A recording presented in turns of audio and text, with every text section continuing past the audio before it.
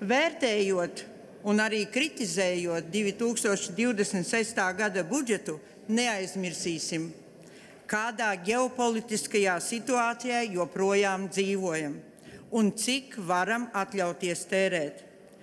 Vēlos tomēr atzīmēt vairāk pozitīvo, kas dod man pārliecību atbalstīt šo budžetu.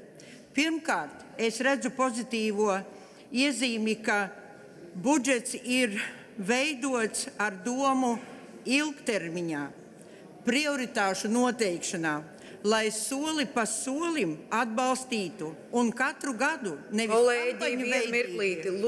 kā ugunsgrēku dzēšot piešķirtu līdzekļus aizsardzībai, demogrāfijas uzlabošanai un izglītībai, gan atkārtoju soli pa solim. Es redzu sadzirdēju no iepriekš runātājiem, ka kur mēs esam vienisprāt, visi deputāti.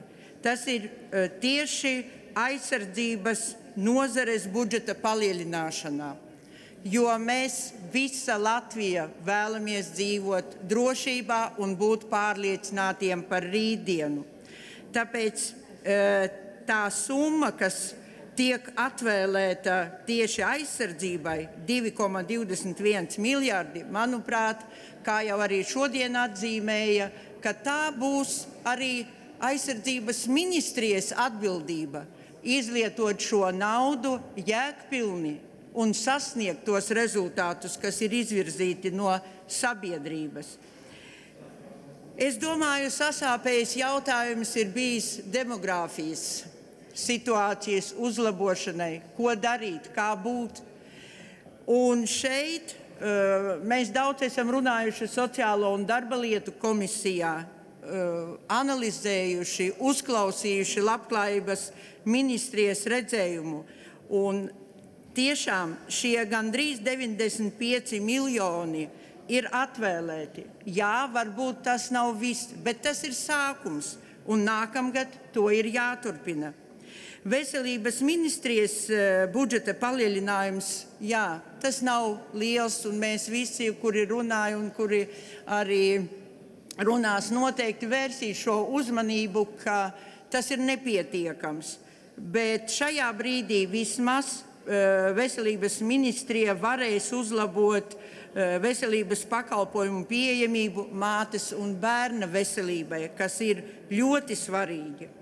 Atbalstu arī izglītības zinātnes ministrijas budžeta palielinājumu par 45 miljoniem tieši finansēšanas modeļa programmas skolā ieviešanai, bet tas arī ir tikai sākums.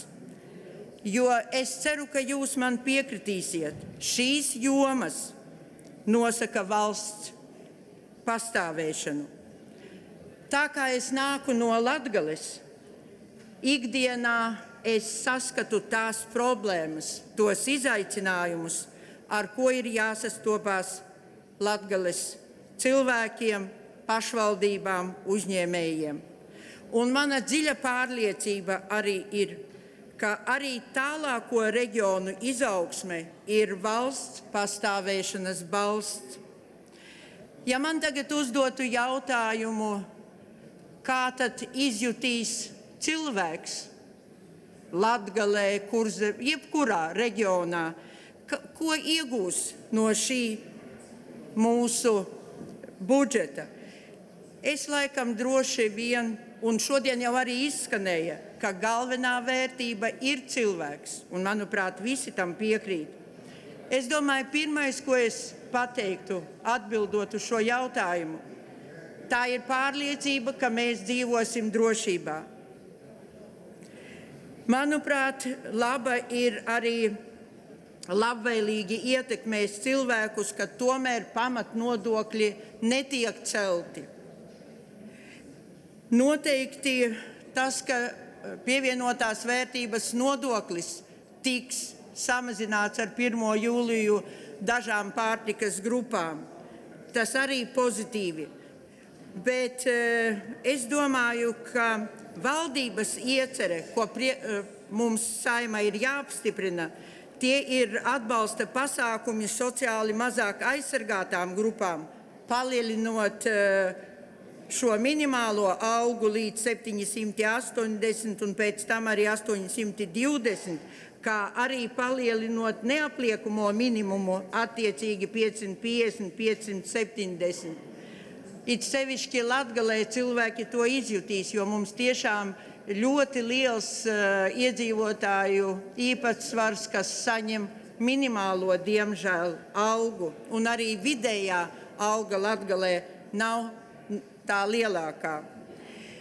Gribu vēl vērst uzmanību un atzīmēt, ka 34% no kopējiem izdevumiem 2026. gadā paredzēti iedzīvotāju sociālai aizsardzībai, tostarp pensijām, slimības, vecāku un bezdarbnieka pabalstiem, jo reģionos tomēr bezdarba līmenis ir augsts. Ja šeit tiek arī Latvijā vidēji deklarēt 6,3%, tā, ja ņemam Latgalē, tas ir 10, un vairāk. Līdz ar to tas arī ir ļoti svarīgi. Es domāju, ka seniori ļoti novērtēs to, ka tiks no valsts puses, no veselības ministrijas, tomēr kompensēti šie izdevumi par receptes apkalpošanu. Jo, ja Latvijā vidējā pensija ir nedaudz vairāk par 550, tad Latgalē viņa ir vēl zemāka. Tāpēc senioriem tas būs atbalsts.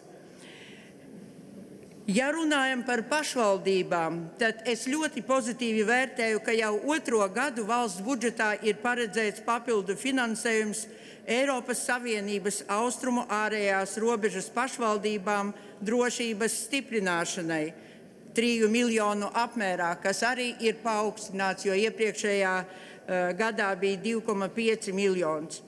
Jo tieši šīs pašvaldības arī ir ar to zemāko finansējumu uz vienu iedzīvotāju. Un šeit es gribētu arī nosaukt, lai tie, kuri seko Saeimas plenārsēdei, noteikti arī saklausītu.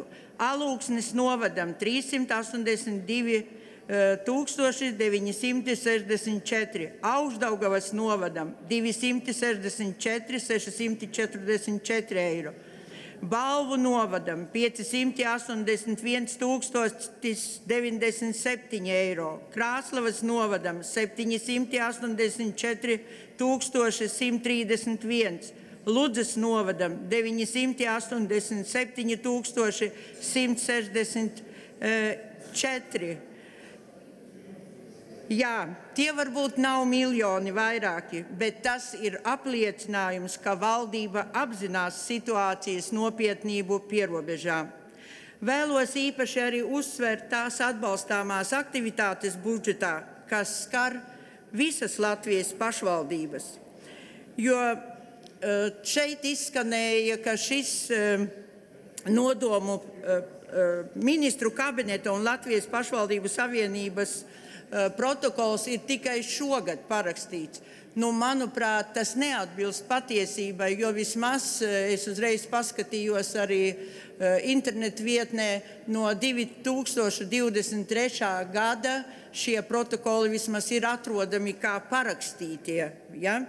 Un līdz ar to vienmēr tiek daudz diskutēts no valdības puses ar pašvaldībām. Arī uz nākamo gadu pašvaldībām tiek garantēts iedzīvotāju ienākuma nodokļu ieņēmumu apmērs 100%.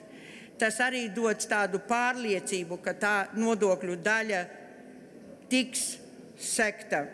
Nodokļu sadali pašvaldības gan vēlējās un uzrunāja valdību, lai tomēr būtu 80-20, bet palika iepriekšējā gada līmenī, tātad valsts pusē 78%, 78% nonāk pašvaldību budžetā un 22% valsts budžetā.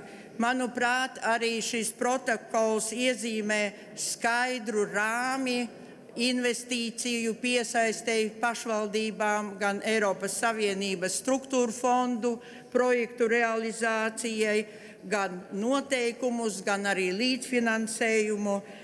Tas arī dod pārliecību, ka arī spēs apgūt Eiropas Savienības finansējumu pašvaldības.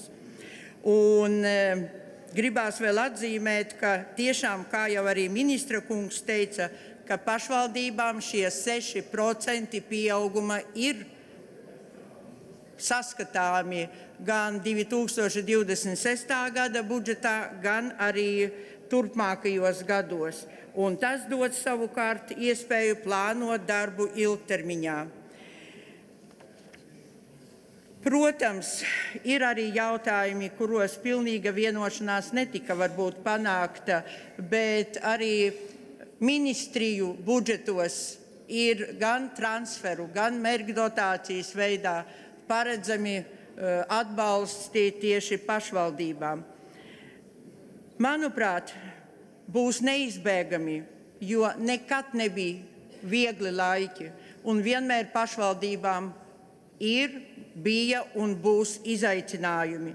Bet tomēr pašvaldībām ir jāstrādā pie plāniem efektīvākai līdzekļu izmantošanai un izmaksu samazināšanai.